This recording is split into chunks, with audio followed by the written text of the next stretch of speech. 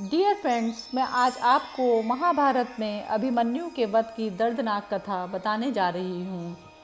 चक्रव्यूह की रचना करके द्रोणाचार्य ने युधिष्ठिर पर धावा बोल दिया।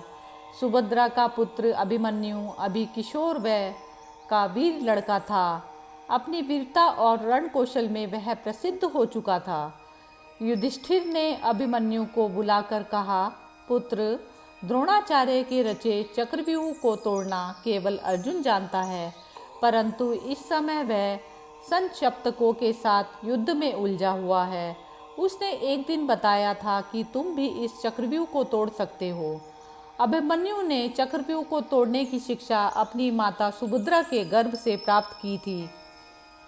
चक्रव्यूह में प्रवेश करना तो मुझे आता है, ऐसा अभिमन्यु ने युधिष्ठिर को बताया, लेकिन मुझे बाहर निकलना नहीं आता। अभिमन्यु ने उत्साह से भरकर युधिष्ठिर को बताया। तब यह तय किया गया कि अभिमन्यु चक्रव्यूह को तोड़कर भीतर घुसेगा और भीम तथा धृष्टद्युम्न, सात्यकी आदि उसके पीछे पीछे चलेंगे ताकि अभिमन्यु की सहायता की जा सके।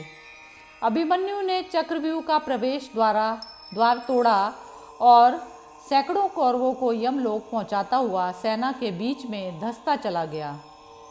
द्रोणाचार्य के देखते देखते उनका बनाया चक्रव्यूह टूट गया।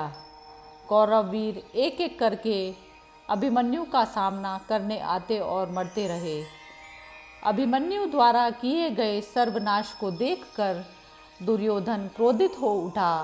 उसने धर्म अधर्म के सारे नियमों को ताक पर रख दिया। तब द्रोण, कर्ण, दुशासन, अश्वत्थामा, शकुनी, कृपाचार्य और दुर्योधन आदि 7 महारथियों ने अकेले अभिमन्यु को चक्रव्यूह में घेर लिया और उस अकेले पर सातों ने भयानक आक्रमण कर दिया। उधर पांडवों की सेना अभिमन्यु के पीछे पीछे जैसे ही चक्रव्यूह में घुसी, वैसे ही सिंधु देश के पराक्रमी राजा जयद्रथ ने, जो धृतराष्ट्र का दामाद और दुर्योधन का बहनोई था, पांडव सेना को रोका और उन पर टूट पड़ा। व्यूह के द्वार पर युधिष्ठिर, भीमसेन और जयद्रथ के बीच घमासान युद्ध छिड़ गया। जयद्रथ ने उन्हें आगे बढ़ने ही नहीं दिया। चक्रव्यूह के भीतर घिरे अभिमन्यु की सहायता करने के लिए कोई नहीं पहुंच सका, परंतु अभिमन्यु ने अकेले ही 7 महारथियों के छक्के छुड़ा दिए। अभिमन्यु की बाण वर्षा से व्याकुल होकर सभी योद्धा पीछे हटने लगे। तभी दुर्योधन के पुत्र लक्ष्मण ने अभिमन्यु पर भीषण प्रहार किया। अभिमन्यु ने भाले के वार से लक्ष्मण को मार डाला। लक्ष्मण के मरते ही कौरव सेना में हाहाकार मच गया। दुर्योधन चिल्लाया, इस पापी अभिमन्यु का इसी क्षण वध करो। एकाएक सभी महारथी उस पर एक साथ टूट पड़े। अभिमन्यु रथ विहीन हो गया तो वह रथ का पहिया उठाकर उन पर झपटा। तभी दुशासन के पुत्र ने उसके सिर पर गदा से प्रहार किया। गदा का प्रहार पड़ते ही अभिमन्यु के प्राण पखेरु उड़ गए। यह दृश्य देखकर धृतराष्ट्र का पुत्र युयुत्सु क्रोधित होकर चिल्लाया, धिक्कार है तुम्हें, तुम सब ने मिलकर एक बालक की हत्या की और ऊपर से हंस रहे हो। यह जघन्य पाप है। युयुत्सु धर्म प्रिय था। उसने अपने हथियार फेंक दिए और वहाँ से चला गया। अभिमन्यु की मौत से पांडव शिविर में मातम छा गया। युधिष्ठिर विलाप करने लगे कि अब वे अर्जुन से क्या कहेंगे। सभी उन्हें सांत्वना दे रहे थे।